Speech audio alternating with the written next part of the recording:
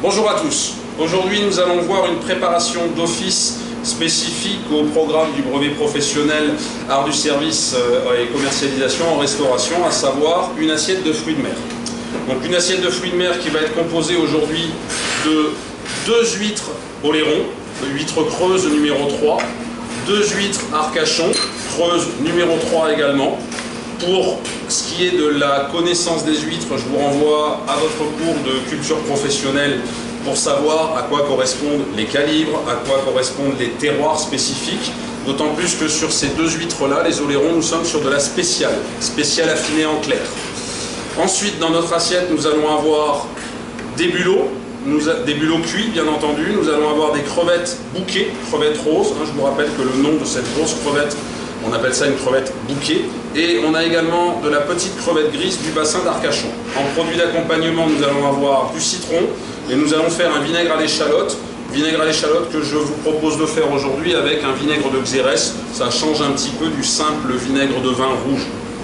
Première opération, je vais ouvrir mes huîtres. Pour ouvrir mes huîtres, je vais avoir besoin d'une plaque à débarrasser de cuisine et d'une autre plaque à débarrasser de cuisine également, qui va me permettre de respecter en quelque sorte la marche en avant. Ensuite, je vais travailler avec un gant côte de maille. Donc ça, c'est pour protéger la main puisqu'il y a un léger risque dans l'ouverture de l'huître. Lorsque l'on n'a pas de gant côte de maille, on peut envisager de travailler, je dirais, à l'ancienne, avec un torchon bien épais qui va protéger l'intégralité de la main par rapport à la position de la lame du couteau lorsque je vais ouvrir mes huîtres. Donc là, je vais travailler avec la côte de maille puisque j'en ai à disposition aujourd'hui. Je suis en préparation d'office, donc je peux remonter mes manches sur cette préparation puisque je vais travailler des produits qui vont peut-être expulser un peu d'eau, ça risque un petit peu de gicler. Donc je préfère autant remonter mes manches légèrement pour travailler à l'aise. Et j'aurais dû remonter ma manche avant de mettre ce gant. Et j'ai mon tablier, bien entendu, pour ne pas me salir, pour les mêmes raisons. Sur le plan de l'hygiène et de la sécurité, je travaille dans un environnement froid. Je suis en zone aujourd'hui, zone froide pâtisserie, pour respecter les normes d'hygiène. Là aussi, je vous renvoie sur votre connaissance professionnelle et technologique des produits. Couverture des huîtres. On a plusieurs formats de couteaux. On a ce type de couteau-là, qui est un couteau qui permet d'avoir une certaine sécurité au niveau de la main quand on va venir forcer. On a cette garde ici qui peut nous protéger. Lorsqu'on ouvre beaucoup d'huîtres, à la longue, on peut riper un petit peu sur la coquille et à force, on peut se faire des entailles. Donc ce type de couteau-là est intéressant pour protéger la main. Autrement, on a ce couteau à huître classique sans aucune protection en garde. Donc là, il va falloir être un petit peu plus délicat. Allons-y pour l'ouverture des huîtres. On prend toujours l'huître, en tout cas pour ce qui est d'une huître creuse, la partie bombée dans la paume de la main. Je suis droitier, donc je prends mon huître dans la main gauche et je prends mon couteau dans la main droite. Ensuite, je vais chercher à diviser mon huître en 3 parts égales, en 3 tiers. Premier tiers, deuxième tiers, troisième tiers. Au niveau du deuxième tiers, c'est là qu'il va falloir que je vienne planter mon couteau. Je rappelle que l'huître est un mollusque bivalve, 2 coquilles qui s'ouvrent et se ferment. Le but du jeu étant de trouver le point de jonction qui permet à l'huître de s'ouvrir et de se refermer. Et ce point de jonction, grosso modo, si vous me permettez l'expression, se situe environ aux 2 tiers de la coquille pour l'huître creuse. Je prends toujours la pointe vers moi et je vais, dans un premier temps, chercher à insérer la lame de mon couteau par un petit mouvement comme ceci, en forçant légèrement, et le couteau, au bout d'un moment, va pénétrer à l'intérieur de la coquille. Dès lors que le couteau a pénétré à l'intérieur de la coquille, je peux aller plus franchement, et je vais sectionner ce muscle qui permet à la coquille, à l'huître de s'ouvrir et de se refermer, et je vais tirer vers moi pour dégager la totalité du corps de l'huître. Je vide de l'eau dans un premier temps parce que l'huître, je vous le rappelle, pour ceux qui ne le savent pas, va refaire de l'eau durant la matinée, puisque nous allons servir ces huîtres dans 1 heure environ. Elle va avoir le temps de faire un petit peu d'eau. Et je la mets dans cette plaque à débarrasser ici. On peut décider également, ça dépend un petit peu des façons de faire, on peut décider également de détacher cette partie de l'huître et la redresser à l'intérieur de la coquille. Voici le fameux muscle, il était là. On est bien grosso modo à 2 tiers, 1 tiers de la coquille. J'ai essayé de planter mon couteau, la lame de mon couteau, vers ici. Et ensuite, avec un mouvement qui va de bas en haut comme ceci, sans trop forcer, la lame a pénétré et j'ai pu le sectionner. Donc là, je vais y aller un petit peu plus vite pour la seconde. Je reprends mon huître toujours côté creux, la pointe vers moi, 2 tiers, 1 tiers. Je cherche à visualiser, bien entendu, j'ai oublié de vous préciser, le point de jonction entre la coquille inférieure et la coquille supérieure. Donc il faut essayer de planter, bien entendu, votre couteau entre ces 2 coquilles. Il faut visualiser votre produit avant toute chose. J'ai planté la lame de mon couteau, maintenant je peux forcer. Je coupe, je sectionne, je lève vers moi. À nouveau, je vide l'eau et je les dispose ici. Pour les huîtres d'oléron, exactement le même principe, 2 tiers, 1 tiers. Le point de jonction entre les 2 coquilles, je plante la pointe de mon couteau, petit mouvement, je vais un petit peu plus profond, je sectionne, je tire et je vide mon eau. Je vais être attentif là au niveau de mon dressage dans ma plaque à débarrasser pour que chacun de mes clients aujourd'hui ait une huître oléron et une huître arcachon. Puisque pour chaque client dans mon assiette de fruits de mer aujourd'hui, on va mettre 2 huîtres. Dernière huître, même principe, je cherche le point de jonction entre les 2 coquilles, j'essaye de ne pas attraper mon gant en même temps. Alors lorsqu'on ne trouve pas le point de jonction, on essaye de décaler un petit peu. Là vous voyez, j'ai eu du mal à le trouver dans un premier temps, j'ai juste décalé un peu la lame de mon couteau, et avec un petit mouvement comme ceci, en forçant bien entendu, mais sans trop forcer. Parce que, en termes de risque, quel est le risque principal lors de l'ouverture des huîtres? On le voit tous les ans, surtout en période de fête de Noël, avec des amateurs qui se décident à ouvrir des huîtres une fois dans l'année et qui n'ont peut-être pas des techniques d'ouverture aussi rigoureuses en termes de sécurité que les nôtres. Alors déjà, ils les ouvrent, certains sans gants, sans protection. Donc on va imaginer ici que j'ouvre une huître sans protection. Faites-moi passer une huître supplémentaire, s'il vous plaît. Merci. Donc, on a des gens qui ouvrent l'huître sans protection et qui ont la même technique, donc qui vont chercher ici à planter la pointe du couteau. Seulement, la pointe du couteau, parfois, elle va avoir tendance à glisser. Alors, si elle glisse par-dessus, on va avoir le couteau qui va arriver sur cette zone-là de la main. Si elle glisse par en dessous, on va avoir le couteau qui va arriver sur cette zone-là de la main. Dans un cas comme dans l'autre, si vous sectionnez ici les tendons, les muscles, eh bien vous allez vous retrouver avec une main difficilement utilisable ensuite. C'est ce qui explique que la clinique de la main dans notre région soit en pic d'activité chaque année aux fêtes de Noël. Donc on est très attentif à ça, la sécurité. Certains ouvrent l'huître ici par la pointe. Je vous le déconseille absolument, à moins de vraiment maîtriser le geste, ça n'est pas la technique la plus courante. Maintenant, il y a le cas particulier du gaucher. Le gaucher qui va devoir saisir son huître dans la main droite et l'ouvrir avec la main gauche, puisqu'il est plus à l'aise avec la main gauche. Le problème, c'est que mon muscle n'est pas de ce côté, il est de ce côté. Donc là, on va simplement, pour les gauchers, retourner l'huître et on va travailler à l'inverse, c'est-à-dire que la pointe va être vers le haut. On va toujours identifier à partir de la pointe 2 tiers, 1 tiers, et on va donc planter notre pointe de couteau ici. La gestuelle sera la même. La différence, c'est qu'on va avoir tendance à descendre. On peut bien entendu, une fois qu'on a planté le couteau, décider de retourner l'huître pour travailler plus à l'aise. Et voilà pour notre ouverture de l'huître.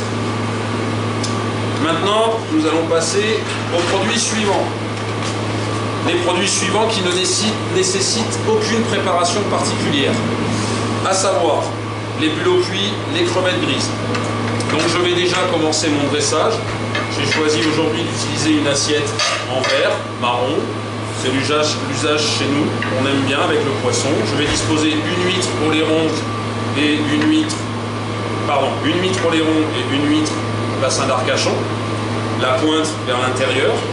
Je vais disposer des bulots que je peux saisir directement avec les mains, puisqu'ils sont dans la coquille. Pour le moment, ça ne me pose pas de problème.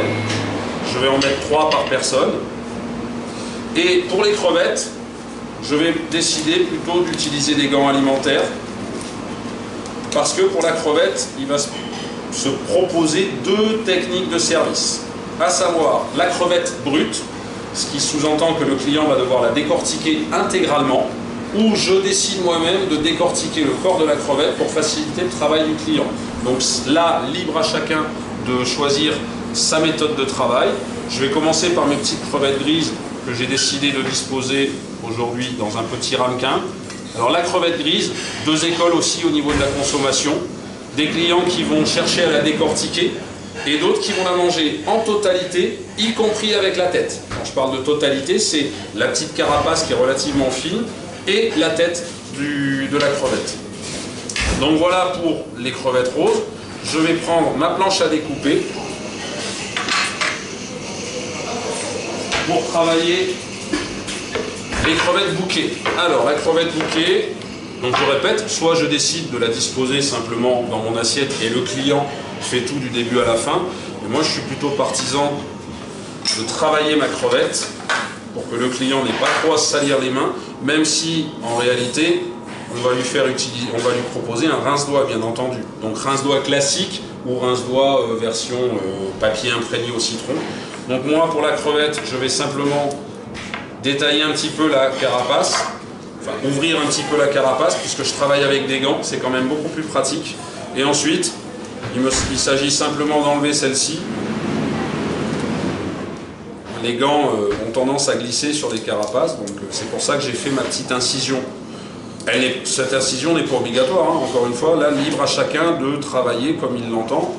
Le but final étant, je vous le rappelle, de présenter un produit commercialisable au client en termes d'esthétique et en termes de saveur. Alors la saveur, là, nous n'y sommes pas pour grand chose aujourd'hui, puisqu'on est sur des produits bruts, donc voilà, lorsqu'elle est décortiquée, je m'assure de ne pas avoir oublié de carapace, bien entendu. Je laisse la tête en revanche, c'est mon choix, parce qu'esthétiquement, encore une fois, je trouve que c'est plus sympathique. Donc même chose sur la deuxième crevette, je fais ma petite incision pour pouvoir commencer à dégager la carapace plus facilement. Et ensuite, je n'ai plus qu'à décortiquer ma crevette. Pour les produits d'accompagnement, on est sur du classique aujourd'hui, donc le vinaigre à l'échalote. Je vais vous montrer comment on cisèle une échalote. J'insiste sur le terme ciselé et non pas haché, ça n'est pas la même chose, la technique n'est pas du tout la même. Et on a du citron que je vais vous proposer de découper en dents de loup, c'est-à-dire ce qu'on appelle un citron historié. Donc là, pour accélérer, je vais mettre la troisième crevette directement comme ceci. Et bien entendu, en réalité, je vais, pour mon client, là, lui proposer décortiquer également. Alors, l'échalote. Première chose, peler l'échalote, un couteau d'office. L'échalote est un de ces bulbes qui a tendance à faire pleurer. Et il fait pleurer essentiellement lorsqu'on enlève beaucoup de la peau. Moins vous allez en enlever, moins ce bulbe va dégager de ce produit qui, à la découpe, gicle vers vos yeux et vous fait pleurer. Quoi que vous fassiez, quelle que soit la méthode de grand-mère dont on vous a parlé, une échalote, un oignon, parfois même certaines variétés de poireaux, vont avoir tendance à vous faire pleurer lorsque vous allez beaucoup entamer la peau. Donc le but du jeu est d'essayer d'entamer le moins possible celle-ci. Ensuite, on va ciseler. Donc pour ciseler, je vais la couper en deux. Donc là, je suis sur de l'échalote longue. Hein, je rappelle, pareil, sur l'échalote, il y a des choses à connaître sur le plan technologique. Il y a différentes variétés d'échalotes. Donc je coupe mon échalote en deux. Je cherche le côté où était située la racine. Et à l'opposé, avec mon couteau d'office, je vais détailler sur la quasi-totalité de la longueur des bandes fines d'à peu près 1-2 mm d'épaisseur, de largeur. Lorsque l'échalote est très bombée, très haute, on a aussi la possibilité de la retailler, mais pas en totalité. Et ensuite, on n'a plus qu'à ciseler délicatement, puisque nous sommes avec des gants et que le gant, encore une fois, fait un petit peu glisser, et on obtient ce type de petit dé, voilà, de l'échalote ciselée, et pas de l'échalote hachée. La différence avec l'échalote hachée, c'est qu'en plus, on va avoir tendance à travailler comme ceci. D'accord ? Donc là, le but est d'aromatiser un petit peu de vinaigre. Donc, je vais verser dans ce contenant, par exemple, je répète, un petit peu de vinaigre de Xérès aujourd'hui. Alors, le vinaigre de Xérès, pareil, je vous renvoie à votre connaissance technologique des produits. Hein. On est sur un vinaigre avec un goût très prononcé, une acidité assez vivace. Je préfère utiliser ce produit-là, moi, sur des vinaigres à l'échalote, plutôt qu'un vinaigre de vin. Mais ça, c'est une affaire de goût personnel. Voilà, mon échalote ciselée. J'en mets un petit peu. Inutile de trop en mettre. Alors là, le goût du client en matière d'accompagnement des huîtres, c'est pareil, très différent. Certains vont vous expliquer qu'il vaut mieux manger l'huître au naturel, sans citron et sans vinaigre à l'échalote, parce que ça dénature la saveur. Et là, nous, on a quelque chose d'intéressant aujourd'hui, puisqu'on a deux terroirs différents, donc deux saveurs différentes. Et puis, vous avez ceux qui décident vraiment d'avoir du citron, du vinaigre à l'échalote, et parfois même des beurres demi-sel ou beurre doux, pain de seigle, mayonnaise pour les bulots, voilà tous les produits d'accompagnement. Je vais passer à mon citron historié pour terminer. Donc le citron historié, je vais couper une base de chaque côté pour que mon citron tienne droit dans l'assiette. Et ensuite, avec le couteau que je vais utiliser un petit peu comme un stylo, je vais chercher à faire des dents, des créneaux. Donc un coup à droite, des pointes, un coup à gauche, et je vais chercher à aller jusqu'au cœur du citron. Un coup à droite, un coup à gauche, un coup à droite. J'essaye de rester, bien entendu, le plus rectiligne possible sur la circonférence du citron. Un coup à droite, un coup à gauche. On y va lentement pour ne pas se tailler, bien entendu. On privilégie la sécurité. On essaye d'avoir des pointes égales en termes de taille. Alors, nous ne sommes pas des cuisiniers. Notre métier, ce sont les métiers de la salle. Mais on peut apprendre des gestes et des techniques de cuisine. Ça, c'est la plus simple, on va dire, des techniques pour présenter un citron, un demi-citron à un client. Parce que lorsque l'on arrive sur la circonférence du fruit, normalement, si on est allé assez profond, on va pouvoir détacher et obtenir ceci, que l'on va poser par exemple dans notre assiette ici. Restera ici mon beurre demi-sel à positionner, parce que quels que soient les goûts des clients, moi je prévois le client qui souhaite son beurre, avec ses fruits de mer et ses crustacés. Et ici, j'aurai un dernier petit ramequin, par exemple.